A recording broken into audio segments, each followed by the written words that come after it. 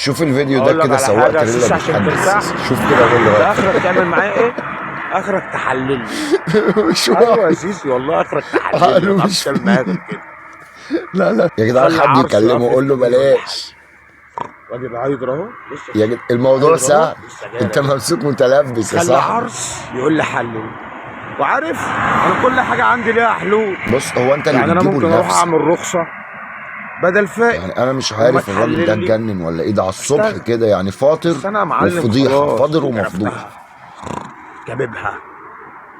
مش انت رئيس هتحلل لي؟ رئيس هتعمل ايه يعني شكله يا ابن غلبان وعنده اللبوه اخرك عيال، مش معايا؟ في وعيه مش في وعيه. اوقف لي الرخصه 3 المخدرات شهور مع بتعمل ان اكتر مش من من كده. حقك. ما هو لو في وكيل اكيد نيابه لو في وعيه محترم، مش هيقول كده يا دوله ريس. بنت دين لبوه امها متنكه لا مش ورئيسها طبيعي. عرس ووكلاء مش نيابتها طبيعي، ربنا دايسين، يستر عليكم. كانوا والله رايكم في حكموك تعليق يا وحكموا جماعه، وتعالى المعرصين. نكمل الفيديو مع بعض. انت تحاسبني في حاله واحده بس يا ابن المره اللبوه، لما يعني يا اخدش ريت تقول عربيه لي رايك. او اخدش رجل بني مش ادم عارف.